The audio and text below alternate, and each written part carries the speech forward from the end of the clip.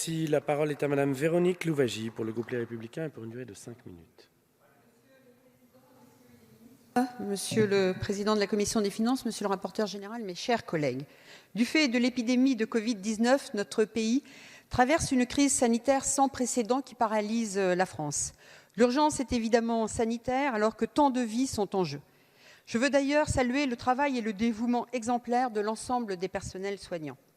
Mais l'urgence est également économique alors que la récession se profile désormais, alors que tant d'entreprises, des TPE, des PME sont aujourd'hui menacées de faillite. Nous assurons ici les Français de notre volonté de travailler collectivement, unis, pour combattre cette épidémie et ses conséquences, notamment économiques, sur notre pays et nos compatriotes.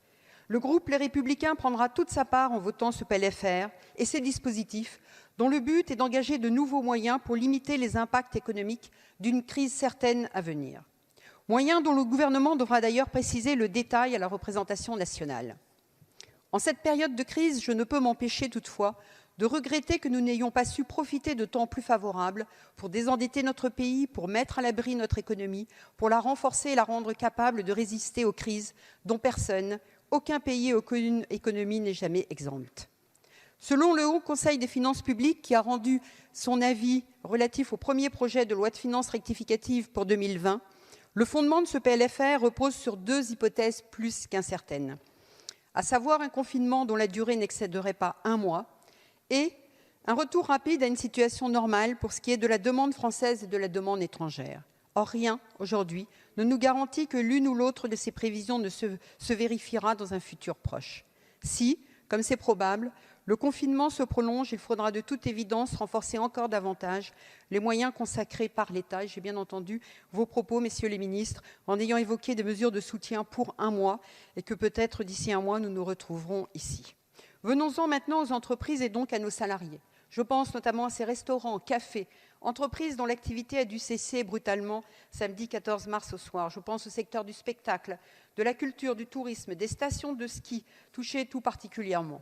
Je pense aux entreprises affectées par une baisse d'activité de leur main-d'œuvre, aux entreprises dont l'activité a été déclarée non indispensable en ces temps de crise, à ces commerces d'électroménager, d'habillement, de jouets, d'entretien de parcs et jardins, et bien d'autres encore qui pâtiront les premières de cette conjoncture exceptionnelle. L'étalement des créances fiscales et sociales, la mise en œuvre d'un fonds de solidarité pour les TPE, l'indemnisation du chômage partiel, les 300 milliards d'euros de garantie de l'État pour les prêts aux entreprises, la mobilisation de Bpifrance sont autant de mesures nécessaires que je salue. Je salue également les crédits budgétaires de 2 milliards au titre des dépenses de santé pour du matériel et des masques. Mais j'attire également l'attention ici qu'hormis les crédits budgétaires, il manque de masques sur le territoire. Et je ne suis pas sûre que ce soit les crédits budgétaires en eux-mêmes qui apportent une réponse au manque de masques sur les territoires. Mais il faut encore aller plus loin au niveau économique et être plus clair. Oui, il faut aller plus loin car le fonds de solidarité doit aider toutes les entreprises. Il nous faut aider même les entreprises qui ont connu par exemple des réductions de 50% d'activité parce que quand on connaît une réduction de 50% d'activité, il est difficile de survivre. Il faut également prévoir des dispositifs pour les mandataires sociaux, les présidents de SAS, les gérants majoritaires et minoritaires de SARL, les conjoints collaborateurs. Il y a la question aussi de l'échelonnement de la TVA. Vous en avez parlé, Monsieur le ministre Gérald Darmanin, mais je pense qu'il aurait été une solution que de reporter l'échéance de TVA qui va arriver dans quelques jours, qui concerne certes les activités de février, peut-être pour les entreprises dont le chiffre d'affaires n'excède pas un certain seuil, parce que j'entends que c'est une vraie difficulté pour l'ensemble des activités. Oui, le gouvernement doit être aussi plus clair, parce que depuis hier, le climat dans les entreprises devient compliqué. Les entreprises subissent des désorganisations avec des donneurs d'ordre qui, de manière éparpillée, arrêtent certains chantiers. De nombreuses entreprises sont confrontées au droit de retrait des salariés. Que doivent faire ces entreprises? Et il y a une question simple à laquelle j'aimerais que vous puissiez répondre.